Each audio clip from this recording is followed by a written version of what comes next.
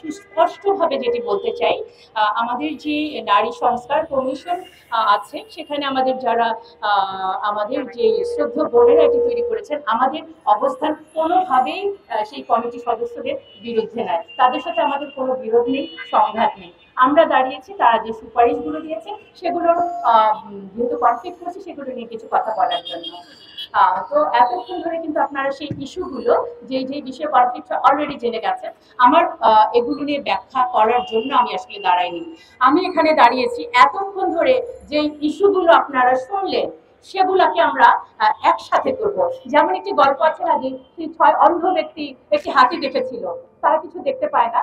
একজন যে হাতির দেহটি ধরেছিল সে বলেছিল যে হাতি হচ্ছে দেয়ালের মতো, আরেকজন লেজ ধরেছিল সে বলেছিল হাতি হচ্ছে দড়ির মতো, আর যিনি হাতির শুরুটি ধরেছিল সে বলেছিল বল্লমের মতো।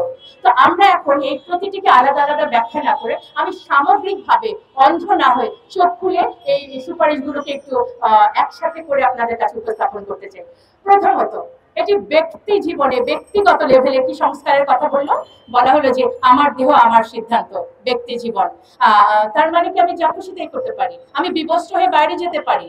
যদি এটাকে অধিকার মনে করে, তাহলে যখন আমি হিজাব করি তখন আমাকে পরীক্ষা কেন্দ্রে বাধ্য করা হয় নেকাব খুলতে, তখন আমার সেই অধিকারটি কোথায় গেল? এটি নিয়ে কিন্তু আমার কমিশন কিছুই বললেন না। এবং এই ব্যক্তি জীবনে স্বেচ্ছাচারিতাটাকে তৈরি করার পর তারা হাত দিলেন পারিবারিক পর্যায়ে, সমাজের সবচেয়ে ক্ষুদ্রতম ইনস্টিটিউশন। কি হলো যে মানে পুরুষকে করা হলো আমার প্রতিপক্ষ, এবং আইডিয়াটাও কিন্তু সুন্দর, পুরুষের ক্ষমতা ভাঙবো, সম অধিকার আনবো। কেন আমাদের কি পুরুষের প্রতিপক্ষ করে দিলেন? আমরা তো ক্ষমতা ভেঙে আনতে চাই না, আমরা তো একে অপরের পরিপূরক ছিলাম। এবং কি হলো, বলা হলো যে মেরিটাল রেপ একটি বিষয়, যে শব্দটিকে এখনো বলা হচ্ছে। এবং আমি বিনয়ের সাথে বলছি, ঘটনাটি কিন্তু সত্যি সত্যি সমাজে কোনো কোনো ক্ষেত্রে আছে। বিষয় হচ্ছে যারা এটি করছেন, যে পুরুষ এটি করছেন, তিনি কিন্তু মানসিক বিকারগ্রস্ত, তার যেমন চিকিৎসা দরকার। এবং ফিজিক্যালি অ্যাসাল্ট যখন মহিলারা হয়, তারা কিন্তু অবশ্যই নারী নির্যাতন মামলায় যেতেই পারেন। তাহলে ফৌজদারি মামলা কেন? একটি দাম্পত্য জীবন ধ্বংসের দিকে নেওয়ার জন্য এটা যথেষ্ট। এবার চলে আসি হচ্ছে যে শিক্ষা ব্যবস্থা। শিক্ষা ব্যবস্থার আগে আমি একটু সম্পদ দিয়ে বলতে চাই, যেহেতু পরিবারের ইস্যু, বলা হলো যে সম্পদ এখন সমান সমান পাওয়া যাবে। কত সুন্দর নারীদের এত বড় সুযোগ পাওয়া। আমরা বলতে চাই, ইসলাম আমাকে যে অধিকার দিয়েছে, আপনারা তো আমাকে সেই অধিকারটুকু নিশ্চিত করতে দেন নাই। আমার এই সোসাইটি থেকে তো আমি আমার ভাইয়ের কাছ থেকে যতটুকু প্রাপ্য সম্পদ পাওয়ার কথা সেটাই পাচ্ছি না। আপনারা খুব সুন্দর করে আইওয়ার্স দিয়ে আমাকে খুশি করে বলছেন এখন থেকে আমি আমার ভাইয়ের সমান সম্পদ পাবো। এই জায়গাটায় অবশ্যই বাস্তবিক ভাবে এটা কিন্তু আসা উচিত ছিল। যে বিষয়টি ক্লিয়ার করতে চাই, তারা তাদের প্রতিবেদনে সুস্পষ্ট করে লিখেছে ধর্ম নারীকে বৈষম্য করেছে। আমি জোর গলায় বলতে চাই, ধর্ম নারীকে বৈষম্য করে নাই, ধর্মের প্রয়োগ নারীকে ভুলভাবে প্রয়োগ। আমার ধর্ম আমাকে বললো যে দেনমোহরের মাধ্যমে বিয়েটা হবে, আর আমার সমাজ আমাকে যৌতুকের মধ্যে ঠেলে দিল। এবং যৌতুক না দিলে শুধু বিবাহ বন্ধ না, গায়ের মধ্যে কেরোসিন ঢেলে আমাকে পুড়িয়ে দেওয়া হলো। তারপর এই মৃত্যুর জন্য আমার ধর্ম দায়ী নাকি আমার সমাজ? আমাদেরকে চিন্তাটা করতে হবে। এবং দেখেন, এটার মধ্যে হচ্ছে আরেকটা হচ্ছে পতিতাবৃত্তি, অলরেডি এটা নিয়ে অনেক কথা বলেছেন। এবং আপনি আমাকে আমার দাম্পত্য সম্পর্কের মধ্যে সংঘাত বাড়ালেন, আমার ভাই এবং আমার বাবার সাথে সম্পর্কে সংঘাত বাড়ালেন, এবং পতিতাবৃত্তিকে করে দিলেন উন্মুক্ত। তখন এই যে কিছুক্ষণ আগে আমাদের আরো অন্যান্য বক্তারা বলেছেন, স্বামী তখন এই ফৌজদারি মামলা এড়ানোর জন্য কিন্তু যাচ্ছে কোথায়? পতিতালয়ে। আমার অনেক ছাত্রীকে আমরা কিন্তু অনেক হোটেলে এই ধরনের সম্পর্কে দেখতে পাই, যেখানে পুলিশ তাদেরকে গ্রেফতার করছে। যখন পতিতার এই বৃত্তিটিকে আপনি একটি পেশা হিসেবে দিচ্ছেন, তখন তারা পার্ট টাইম টিউশনির মতো ওখানে গেলে সমাজ ব্যবস্থা যদি ভেঙে পড়ে, এর দায় ভাইকে আপনাদের নিতে হবে না? দেখেন, এই একই সাথে হচ্ছে যে গণমাধ্যমে বলা হলো যে কিছু কিছু শব্দ প্রয়োগ করা যাবে না, যেমন হচ্ছে নৈতিকতা, অশ্লীলতা, শালীনতাপূর্ণ পোশাক, ধর্মীয় অনুভূতি। আমি এই কথাগুলো কেন বলতে পারবো না? কারণ আমি অশালীন হয়ে চলবো? অবশ্যই শালীনতা আমার সামাজিক ভ্যালু, যে কোনো ধর্মের মধ্যে কোনো অশালীনতা নেই। সুতরাং এই শব্দগুলো তারা ব্যবহার করতে দিচ্ছে না। দেখেন সমাজটা কিভাবে করে যাচ্ছে। এবার সমাজের আরেকটু উপাদান হচ্ছে শিক্ষা। সেখানেও বলা হলো সম্মতিতে যৌন মিলন সংক্রান্ত পড়ালেখার বিষয়টাও থাকবে। তাহলে আর বাকিটা থাকলো কি? দেখেন, এবার যদি এখানে আরেকটা শব্দ, জেন্ডার স্টেরিওটাইপ কোনো কথা বলা যাবে না। যেমন হচ্ছে ঘরে কাজ শুধু নারীরা করবে, এই কথাটা বলা যাবে না। এবং বলা যাবে না নারীরা ধূমপান করে না। আপনারা একটু চিন্তা করেন, ধূমপান তো কারোর জন্যই সুস্থ না, ভালো না, তাহলে কেন শুধুমাত্র নারীদের কথাটা এটা বলা যাবে না? এভাবে করে ব্যক্তি জীবন, আমার পরিবার জীবন, সমাজ জীবন কিন্তু তার এই কমিশনের মাধ্যমে, সুপারিশের মাধ্যমে এটি ধ্বংস হওয়ার পথে। এবার আমি চলে যাচ্ছি রাষ্ট্রীয় পর্যায়ে কি হচ্ছে। পার্বত্য চট্টগ্রাম কিন্তু আপনারা শুনে ফেলেছেন যে এটা দিয়ে কি হবে। এছাড়া আরো যেটি বলা হয়েছে যে আন্তর্জাতিক যত সনদ আছে, যা মানে আপনার সিডো এবং পিএফ এর যত সনদ হয়, এগুলোকে আমাদের পার্লামেন্টে পাশ করে দিতে হবে। আমরা যদি স্বাধীন দেশ হই, কোনোভাবেই আন্তর্জাতিক কোনো সনদ মানতে আমরা বাধ্য নই। সেখানে প্রত্যেকটা দেশ তার রিজার্ভেশন রাখতেই পারে।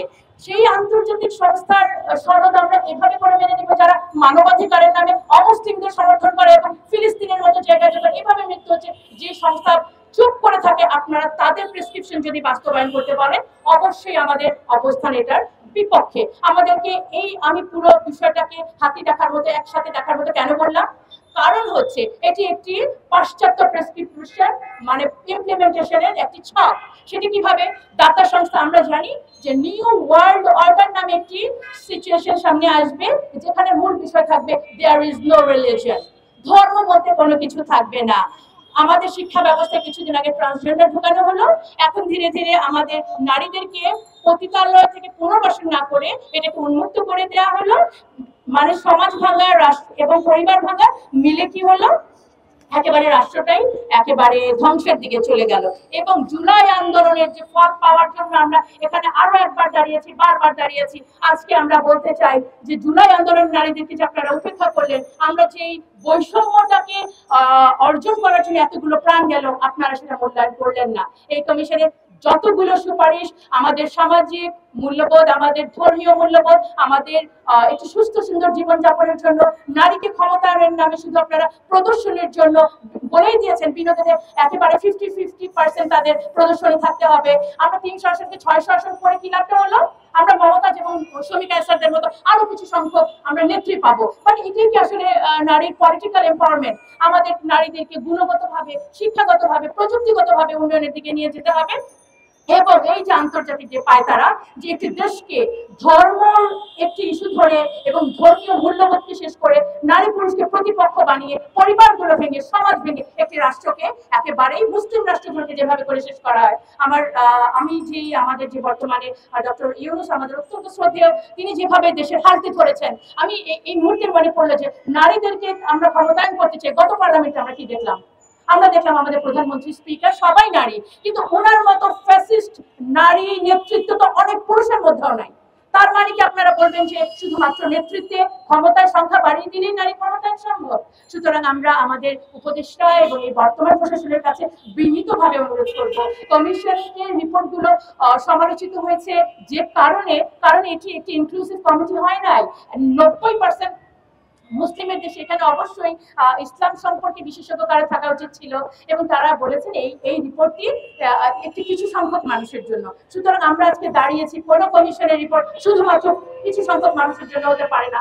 নারীর জন্য রিপোর্ট সেটি হবে যেটি সার্বজনীন। এবং আমি আবার এই প্রশাসনকে বিনীতভাবে অনুরোধ করতে চাই, একটি সর্বজন গৃহীত কমিশনের মাধ্যমে এবং কোনো ধরনের বৈষম্য তৈরি না করে, সমাজকে অস্থিতিশীল না করে, আমার রাষ্ট্রকে যদি এগিয়ে নিয়ে যেতে চান, নারীর পার্টিসিপেশনকে যদি সত্যি আপনারা মূল্যায়ন করতে চান, তাহলে আরেকটি কমিশন করে এবং সত্যি সত্যি আমাদের সুন্দর কিছু গুণগত মান উন্নয়নের জন্য সুপারিশ করবেন। জি, ধন্যবাদ সবাইকে।